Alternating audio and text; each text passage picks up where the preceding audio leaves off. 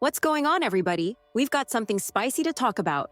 We're diving into Blood of DawnWalker, a single-player RPG from the folks at Studio Rebel Wolves. Now, Rebel Wolves isn't just your average indie studio. It's a super group of ex-CD Projekt Red devs who apparently said, you know what? Let's stop making witchers and cyberpunk hackers and go all in on something fresh.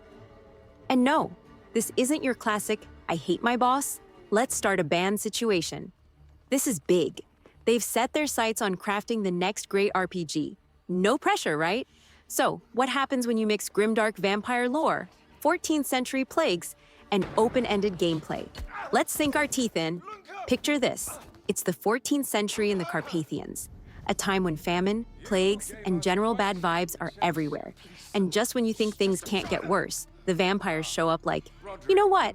These humans would make great snacks and taxpayers. So they wipe out the local feudal lords, take over, and set up shop. But don't expect a simple vampires, bad, humans good setup. These bloodsuckers twist religion, turn the population into literal cattle, and run the place like medieval CEOs. Honestly, some villagers even think it's an upgrade because at least now, the feudal overlords aren't around. Yikes. And that's where you come in. You play as Cohen, a silver miner turned DawnWalker, a half-human, half-vampire hybrid who's got just enough humanity to want to save his family, but just enough vampirism to make things complicated.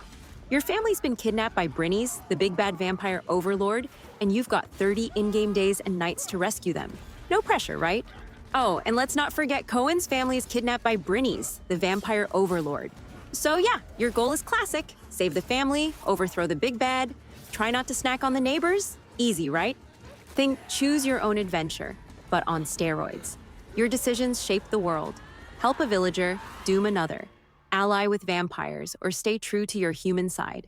This is hardcore moral dilemmas, not pick a dialogue option for funsies. You've got 30 days and nights to save your family. Every quest, every action costs time. Love it? Hate it? Let's argue in the comments. But hey, it's not all bad. You control when time advances so you can still explore and do side quests. Just don't waste too much time naming your character. Guilty as charged. By day, Cohen's all swords and traditional combat. By night, his vampiric powers kick in, letting him tap into some serious supernatural abilities. No sparkles here, folks. This is grimdark at its finest. Think of it like playing two characters in one, but with the added drama of, will I accidentally eat my neighbor today? Here's the twist. Cohen's half-vampire side needs to eat. Starve too long and you'll lose control. Imagine chatting with your best friend and, oops, they're now lunch. This adds a whole new layer of tension to the game. How far are you willing to go to stay in control? Fourth, Eastern European inspirations. The world feels rich and authentic, with everything from Polish log houses to Romanian defensive churches. It's dark, it's immersive, and it's got that chef's kiss atmosphere. Add in vampires lurking in the shadows, and you've got a setting that feels alive and a little hungry. And the world? Oh man, it's grim. The vampires have literally rebranded church as Blood Mass. Picture Sunday service, but instead of wine and bread, it's fangs and blood. And don't even think about stealing a loaf of bread. It's a straight ticket to getting drained dry. What I found super cool, though, is the vampire design. Their age and status, all in the teeth. Old vampires, full-on dental horror show. It's like their mouths are half snake, half shark. Honestly, nightmare fuel, and I love it. Let's be real. This game is bold, ambitious, and dripping with style. But it's not for everyone. Time-limited gameplay isn't exactly cozy. If you're the type who spends 10 hours picking the perfect nose shape for your character, we see you. This might stress you out. That said, it's refreshing to see a studio take risks in a market flooded with cookie-cutter RPGs. This feels like a love letter to fans of dark, immersive storytelling, and I'm here for it. Plus, the whole teeth reveal age and status thing for vampires? Genius. It's like dental horror meets medieval politics. Now, there's no official release date yet. They hit us with the classic, it'll be ready when it's ready. But with gameplay reveal set for summer and development in Unreal Engine 5 already in full swing, I'd guess 2026 or 2027. Plenty of time to save up for a new GPU, am I right?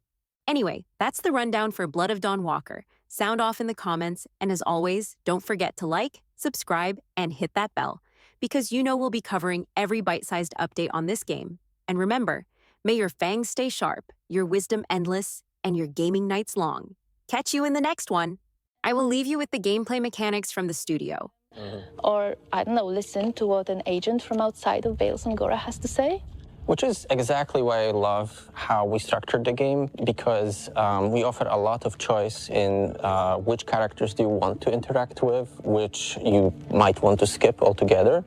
And also on top of that, you have this layer of non-linearities where you can decide their fates, but also the fate of handcrafted content is all good and well. But on top of that, we also have a number of really cool gameplay systems that further feed into the narrative. Yeah, and speaking of feeding, my favorite one is the blood hunger. It lets me play a real vampire. I don't just have to drink blood to use my cool abilities in combat, but if I talk to someone without feeding first, I might just lose control and I might eat them. And it's not going to be just any random peasant that I won't care about. I can eat my best friend, and I will break my heart, and I will break my quests.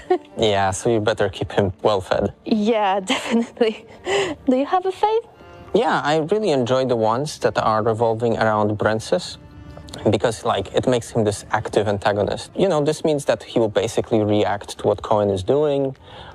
He will pass these edicts that will hinder your path. So, for example, he might set up military checkpoints that will be on your way. That changes the world, right? Yeah, exactly. And also, you know, it's not just him running the show. It's also his 3 powerful vampire allies. Yeah, when I saw them in CGI, that was such a hype moment. Finally animated, voiced, and just loved it.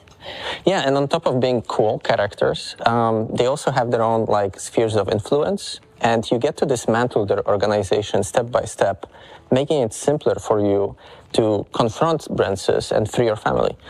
Well, when it comes to freeing your family, there's one more antagonist, that is time itself, because every time you do something important in the game, when you complete an objective or you complete a quest, time moves forward.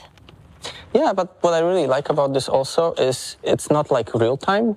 You actually get to control how much of this resource you want to spend, right? Yeah, you have to manage it wisely, but if you just want to enjoy the view or just take a stroll, you can without stress. But once you get down to business, you have to do it smart. Yeah, so I think all of these things combined, handmade quests and the gameplay systems, create for this really fun, unique experience. Yeah, and you know what? I cannot wait to see what shenanigans players will get up to playing with those systems. I will be there watching it. Same.